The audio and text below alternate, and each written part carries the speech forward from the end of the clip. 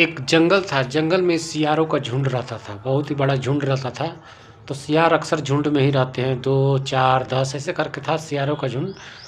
तो एक सियार अकेले एक दिन, सब सियार अक्सर झुंड में ही जाते हैं अपना शिकार करने, भोजन की तलाश में। तो एक दिन एक सियार वो झुंड से बिछड़ गया और अकेले वो जा रहा था।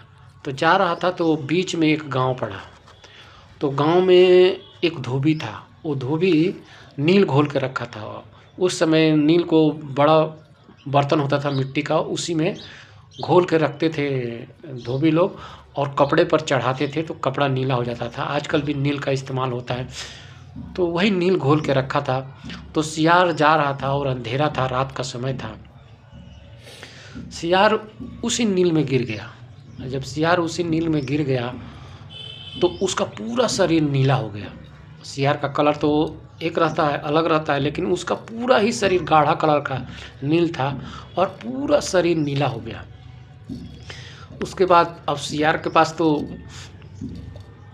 आईना तो है नहीं कि वो देखे कि मैं नीला हो गया हूँ। तो सियार वहाँ से चला, लेकिन उसको पता हो गया कि मैं नील में इसमें गिरा हूँ तो इसका कलर नीला है। और फिर देखा तो उसमें नीला है तो मैं भी नीला हो गया होऊंगा, ऐसा वो सोच रहा था सिर्फ।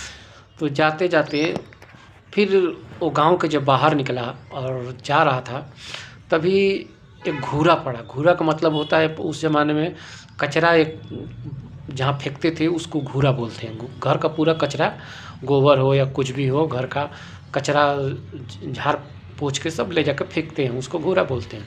तो वो एक घूरा पड़ा। तो घूरा के ऊपर में किसी बच्चे का पुराना कापी पड़ा हुआ था।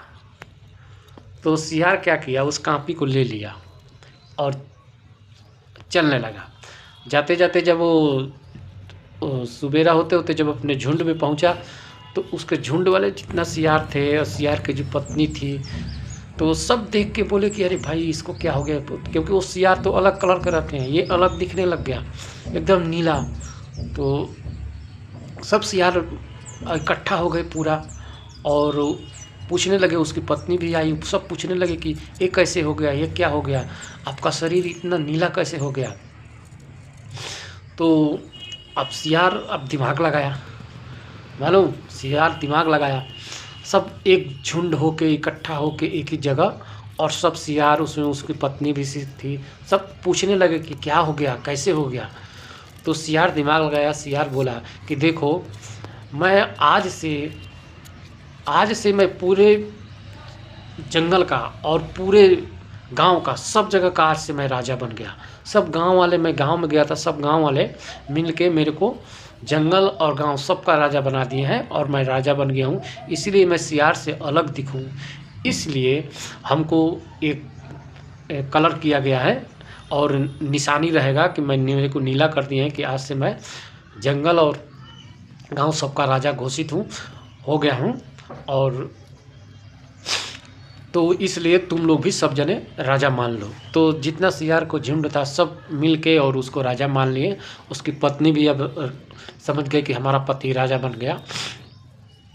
तो और सियार जो कापी घूरा पर गिरा था उसको लेके गया था, तो कापी दिखाया, देखो हमको गांव से ये प्रमाण पत्र भी मिला है, देखो कि मैं राजा हूँ पूरे सियार लोग का और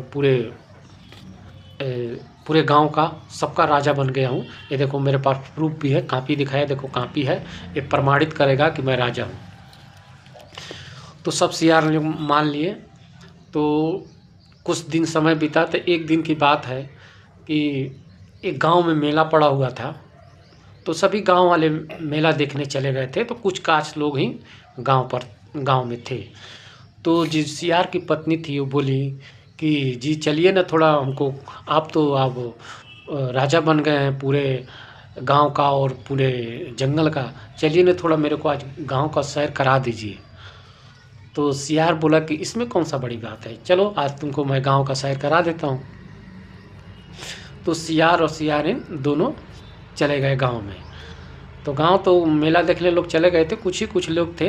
तो सियार बाहर से ही गांव से घूम घूम के अपनी पत्नी को सब दिखाया। तो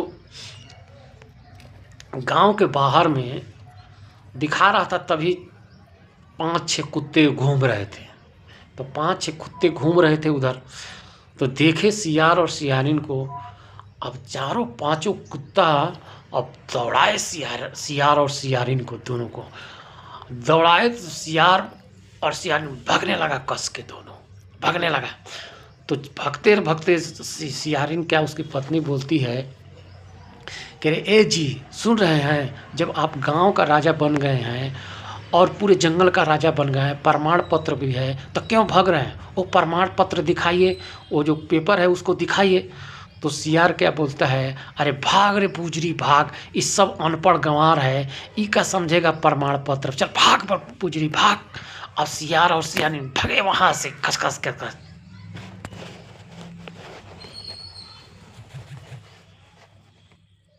एक जंगल था।